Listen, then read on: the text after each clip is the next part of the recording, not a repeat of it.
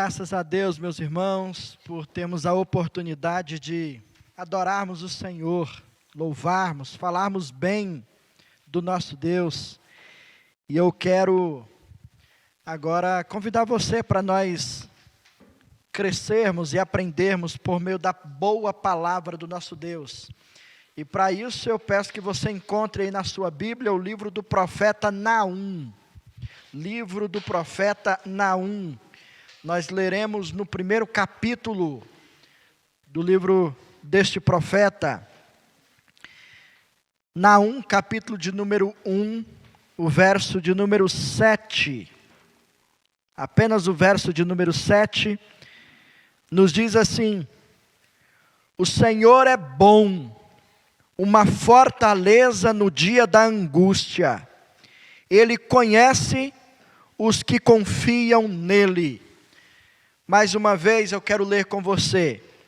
O Senhor é bom, uma fortaleza no dia da angústia.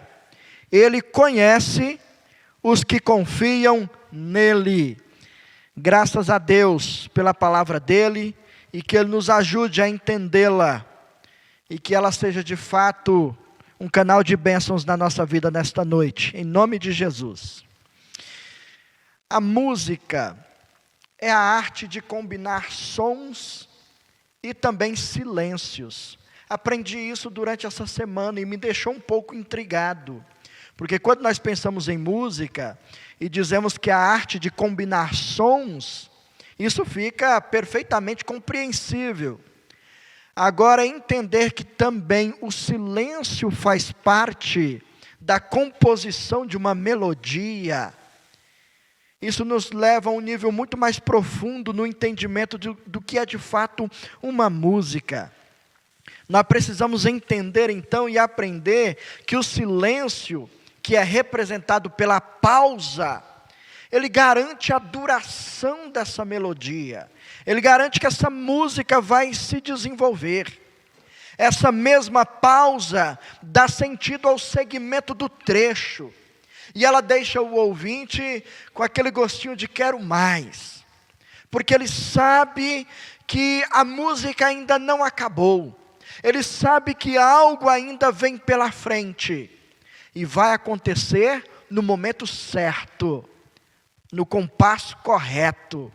A pausa serve para isso. Mas além disso, a pausa também serve para ajudar o cantor a recuperar o seu fôlego e a se preparar para o restante da melodia. A pausa é um aspecto importantíssimo dentro da música. Ela faz parte da canção. É a combinação entre os sons e também o silêncio que forma uma boa música. Nós acabamos de ler uma pausa, e eu quero te mostrar isso aqui no texto. O livro do profeta Naum inicia com uma canção hebraica que foi escrita em uma forma de um poema acróstico, e por ter essa característica literária, então nós sabemos que existe uma pausa aí também. A pausa é necessária dentro desse poema, dentro dessa melodia que poderia ser cantada. Então, na primeira parte desse capítulo, o que nós aprendemos é sobre as declarações a respeito do caráter poderoso de Deus. O Deus que tem poder sobre todos os aspectos da natureza. O Deus que tem poder para punir os seus inimigos. O Deus que tem poder e administra tudo aquilo que Ele mesmo criou. E na segunda parte, o que nós encontramos é um ritmo de esperança. Desse Deus que começa demonstrando a sua ira e indignação contra os seus inimigos, é também o mesmo Deus que pode oferecer esperança ao seu povo. E exatamente aqui, nessa parte que lemos, é o momento do fôlego ser recobrado. É o momento de respirar profundo. É o momento de se encaixar perfeitamente nessa melodia que fala sobre a autoridade do Senhor sobre todas as coisas. sobre os mínimos detalhes daquilo que Ele mesmo criou. Então, qual é a mensagem que essa pausa traz para nós? Eu estou chamando o sermão nessa noite como a pausa da esperança. Esse momento em que nós paramos para respirar profundo, é o momento em que olhamos para um lado da realidade, das cenas que estão se desenvolvendo, e encontramos o anúncio de muitas coisas que podem até nos assustar, e agora é como se fosse o momento de respirarmos diante dessa revelação, diante desse quadro que se pinta de uma maneira caótica à nossa frente. Não é o momento para desespero, e nem mesmo para nos entregarmos. É sim o momento de parar, respirar profundamente e aprender o que esta pausa tem a nos ensinar. E a primeira coisa que nós podemos aprender é que o Senhor é bom. É assim que o versículo começa nos informando. Essa pausa nos ensina primeiramente, essa parada para respirar e recobrar o fôlego, nos ensina primeiramente que Deus é bom. Há momentos na vida em que você tem que parar e se lembrar dessa verdade da palavra de Deus e acreditar nela com todo o seu coração. Esta é a perfeita descrição do caráter de Deus. Nele não há sombra de maldade, não existe nenhuma possibilidade de erro no Senhor. Tudo que Ele faz é bom e perfeito. E essa expressão, além de ser repetida em toda a Bíblia, tanto no Antigo como no Novo Testamento, ela é claramente vista nas ações do Senhor, enquanto Ele desenvolve o seu plano de redenção na nossa história. O Senhor, por todo o tempo, está provando, por meio das suas ações, que Ele é bom, que tudo que Ele faz é bom e perfeito. Naum, o profeta que escreveu este livro, apesar de sabermos pouco a respeito dele, está falando claramente sobre a ira de Deus que seria derramada sobre os seus inimigos. É assim que ele começa o seu livro aqui. E ele tem o propósito de mostrar para nós que esse Deus tem um controle absoluto sobre toda a ordem que Ele criou. É o Deus que tem o poder para instaurar o caos, assim como Ele trouxe a ordem no princípio. Antes Ele tinha criado o caos, e Ele mesmo tem o poder para levar tudo para o caos de novo, e continuar sendo Deus poderoso, administrando todas as coisas conforme a sua vontade. É assim que encontramos aqui nos versos de número 2 até o verso de número 6, essa descrição da ira de Deus e a consequência sobre os seus inimigos. É um Deus irado sobre aqueles que oprimiram o seu povo. É impossível que alguém consiga fugir da justiça de Deus. É impossível que alguém consiga se desviar do Senhor Deus. É impossível que alguém consiga enganar ao Senhor Deus. Ninguém consegue. E esse Deus que é justo também não tem o propósito de inocentar aquele que é culpado. Como nós podemos ver então, irmão e irmã, bondade nisso aqui? Se o profeta começa falando da ira de Deus, sobre o que Deus faria com seus inimigos, sobre o mal, um caos que Deus iria instaurar naquela realidade, como é que nós podemos encontrar a bondade de Deus em uma descrição como esta? Normalmente, Deus não tem o propósito de nos explicar detalhadamente os seus planos, pois Ele deseja que eu e você confiemos nele de maneira integral, que confiemos nele de todo o coração, sem que Ele precise nos dar explicações daquilo que Ele está fazendo. É simplesmente nos lançarmos dentro do seu propósito, da sua vontade, confiando que Ele está conduzindo a história e sabendo acima de tudo que Ele é um Deus bom. Apesar de que vejamos cenas sendo construídas que apresentam para nós coisas tristes, nós não podemos nos esquecer de que Deus é bom e tudo que Ele faz é bom. Você certamente se lembra do momento quando Deus libertou o povo dele do cativeiro no Egito. Esse povo, quando saiu de lá e começou a andar, existiu determinados momentos em que eles pensaram que aquela não tinha sido uma boa ideia. Eles estavam pensando que Deus havia tirado-os do Egito para que eles pudessem morrer no deserto. Então começam a reclamar e dizer, não foi uma boa ideia isso que Deus fez com a gente. Era melhor ter deixado a gente lá no Egito. E Deus, durante essa caminhada, provou para esse povo que Ele é bom. Ele os sustentou em cada passo. Ele providenciou tudo aquilo que eles necessitavam. Ele providenciou água no deserto. Ele providenciou comida no deserto. Ele providenciou sombra no deserto. Ele providenciou o aquecimento nas noites frias.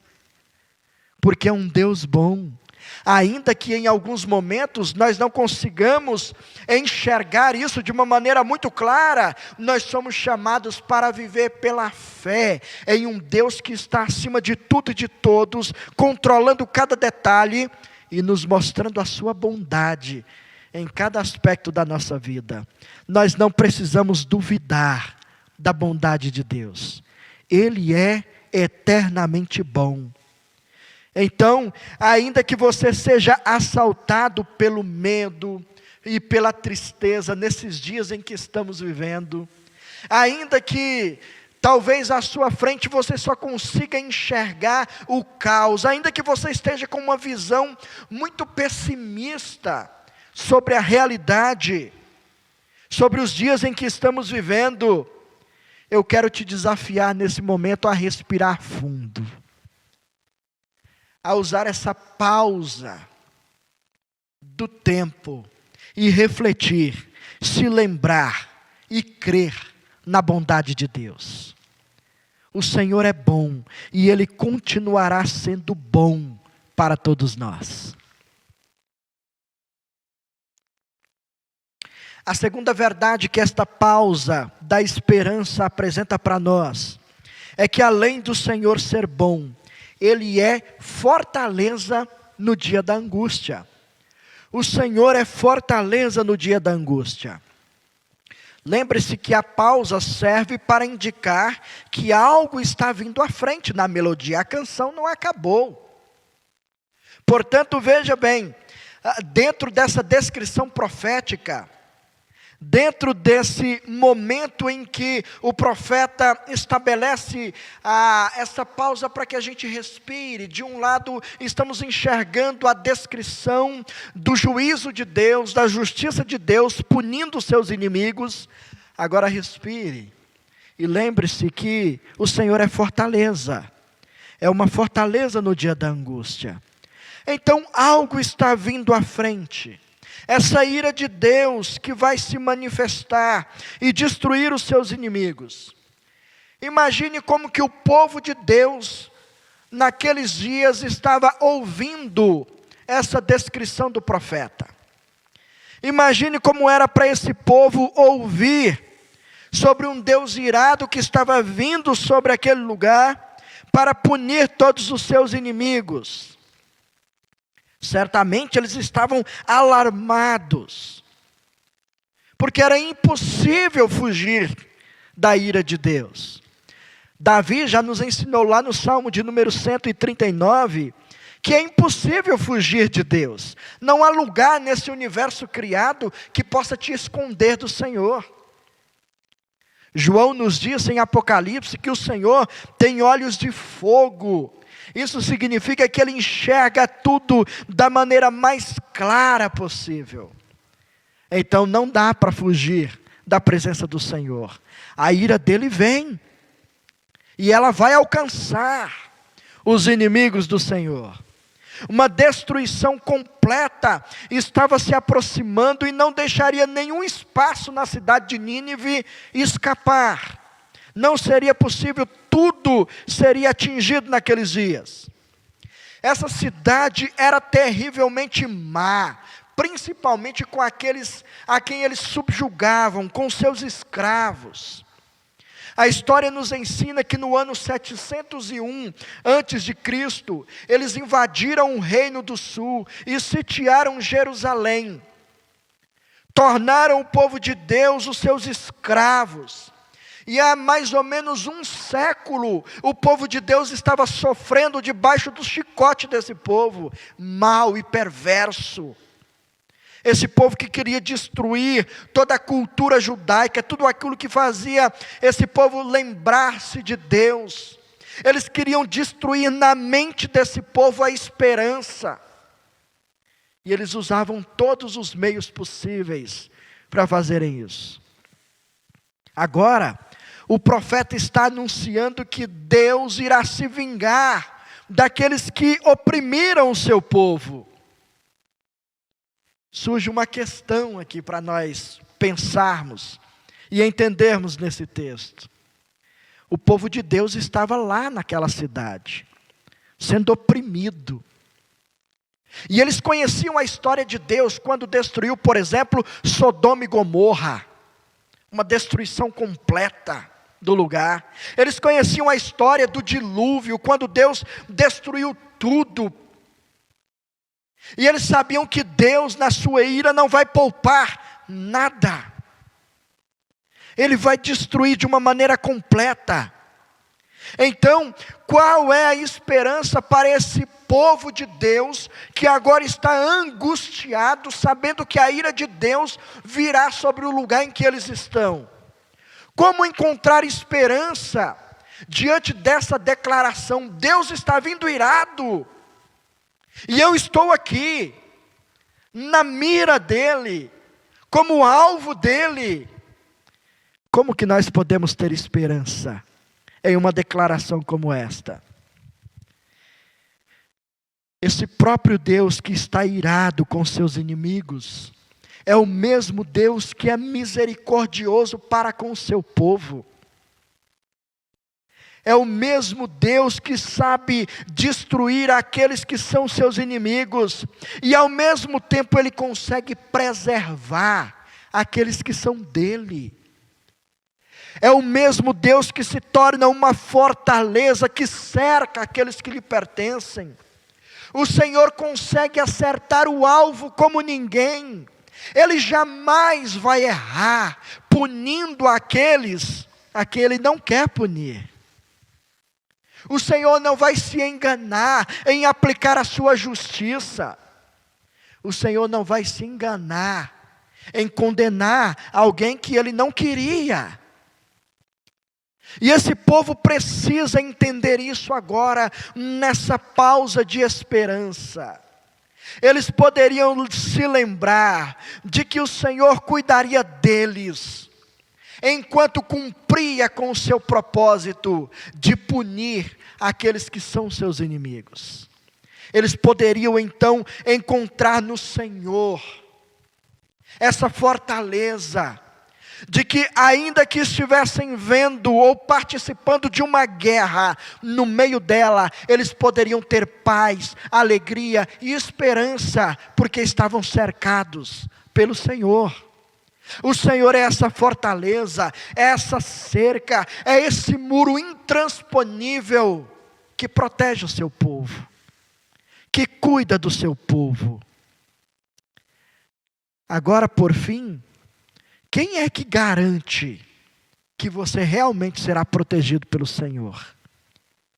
Quem é que garante que o mal não vai alcançar você?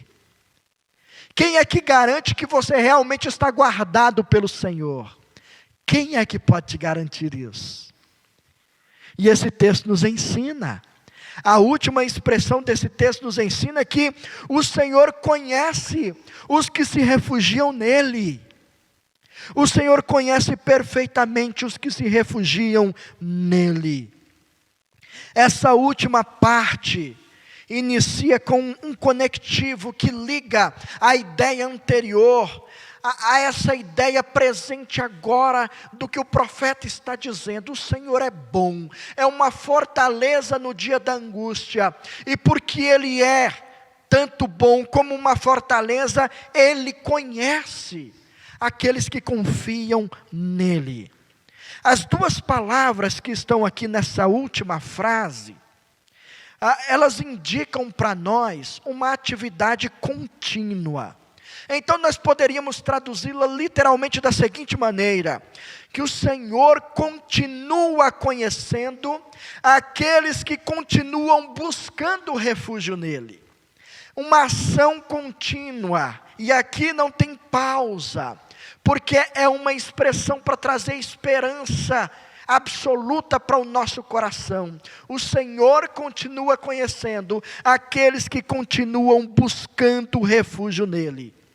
Esse conhecimento do Senhor deve ser entendido no sentido bíblico completo daquilo que significa amar de verdade, com o cuidado mais intenso possível.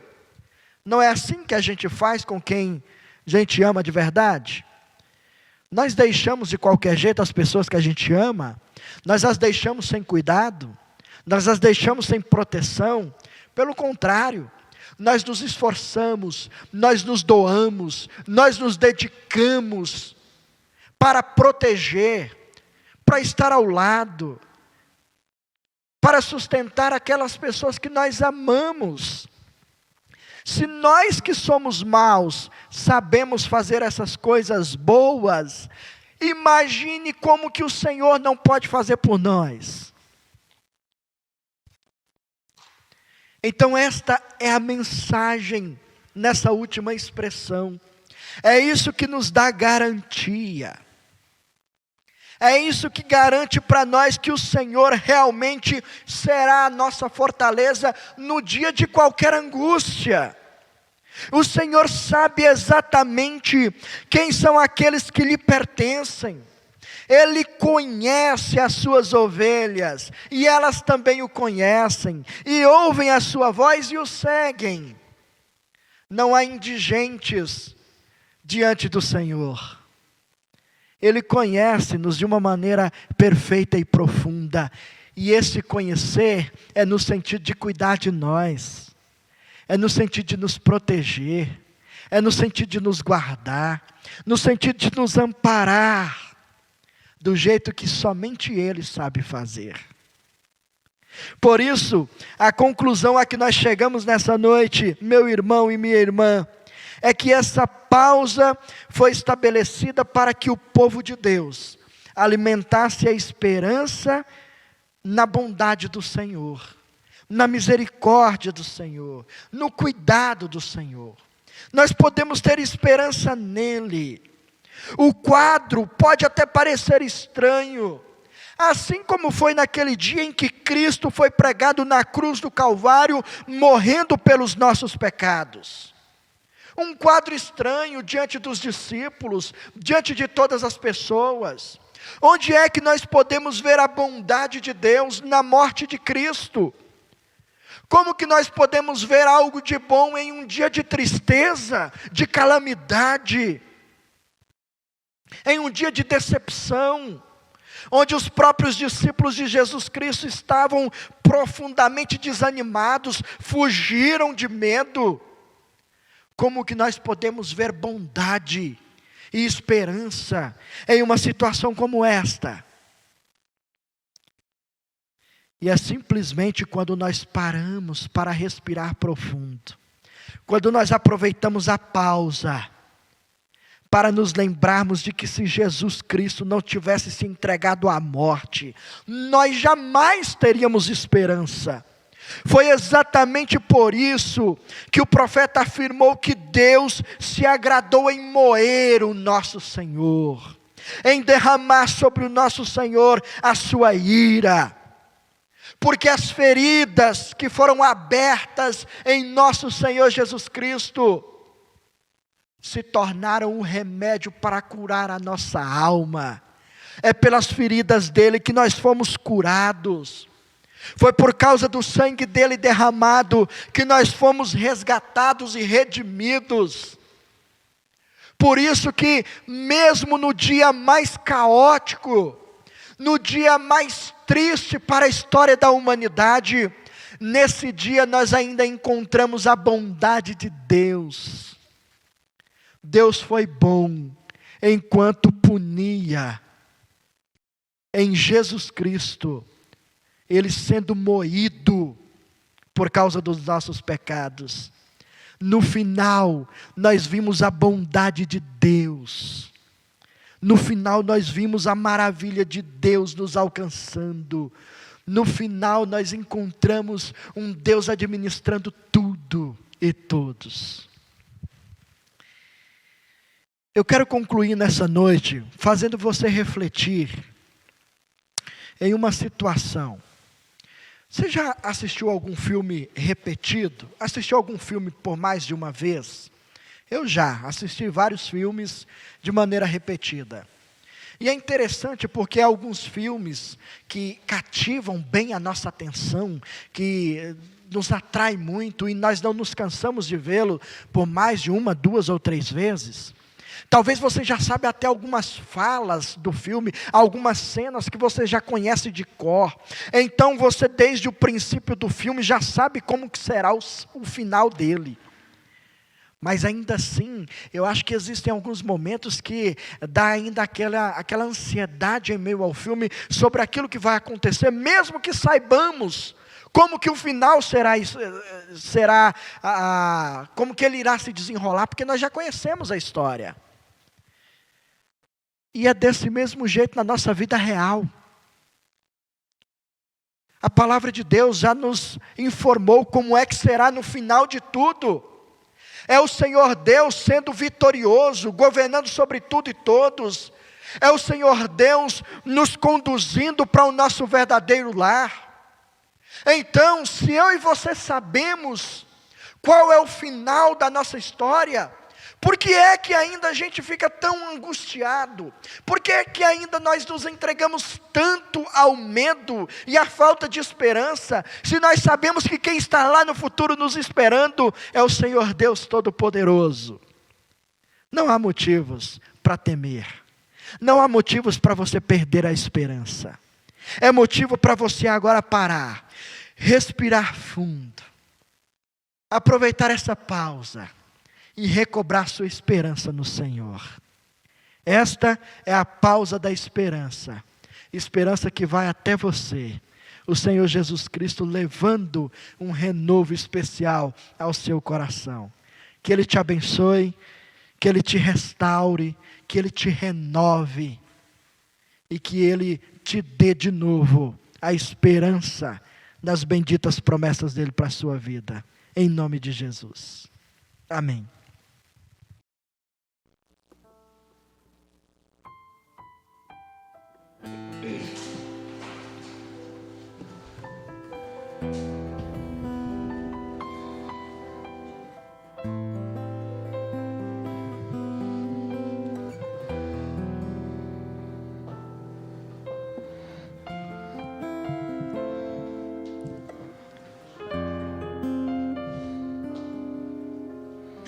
A esperança para o ferido, como árvore cortado, marcado pela dor.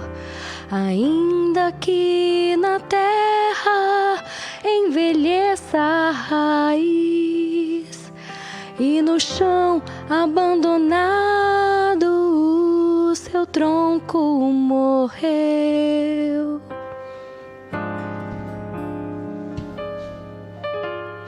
A esperança para o ferido, como árvore cortado, marcado pela dor.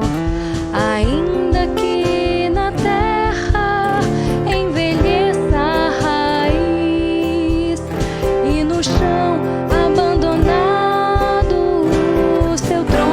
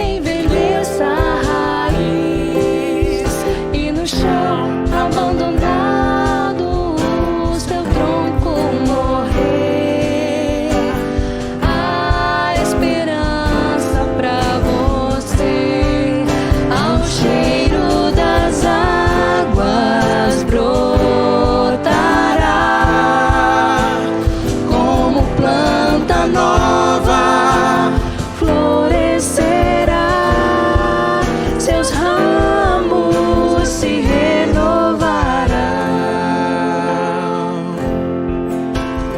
Não cessarão, não cessarão os seus frutos e viverás ao cheiro das águas brotará como planta nova, florescerá, seus ramos se renovarão. Não cessarão os seus frutos e viverás.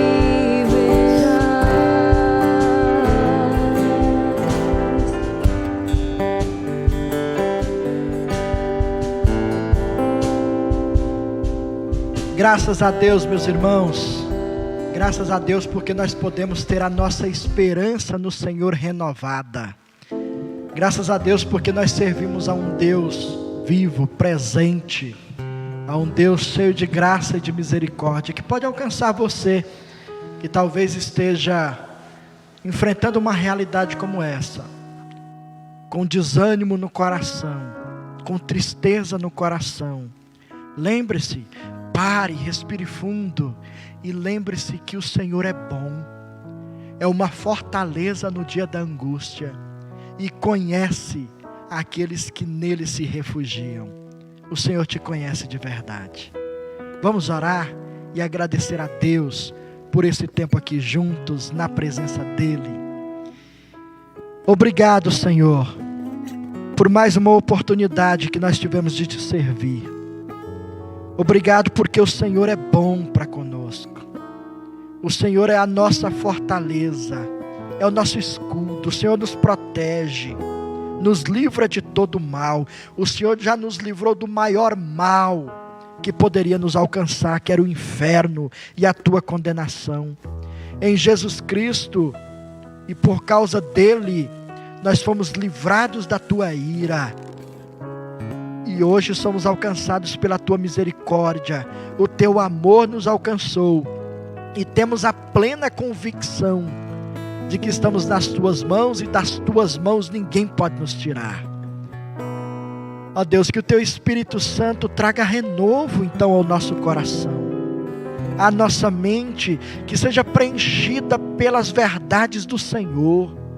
Que o Senhor renove em nós a alegria, renove em nós a esperança no Senhor, renove em nós, ó Deus, o regozijo, porque te conhecemos e sabemos que o Senhor domina toda a história, que nós não estamos entregues ao caos. É o Senhor quem administra tudo. Nos ajuda, Deus, a confiar em Ti de todo o nosso coração. Nos ajude, Deus, a depositar no Senhor toda a nossa esperança. E que nada, nenhuma situação, nenhuma possibilidade de caos iminente possa tirar o sossego da nossa alma, que encontra sempre refúgio no Senhor. E o Senhor nos conhece e queremos descansar nessa verdade. Abençoe o teu povo, alcance-os com graça e misericórdia e renove-os em nome de Jesus. E que o amor de Deus, o nosso Pai, a graça de Jesus Cristo, o Filho bendito, a consolação do divino Espírito Santo de Deus esteja com vocês, meus irmãos queridos, e com todo o povo de Deus espalhado pela face da terra, desde agora até a gloriosa volta do nosso amado Mestre. Maranata, vem Senhor Jesus. Amém e amém.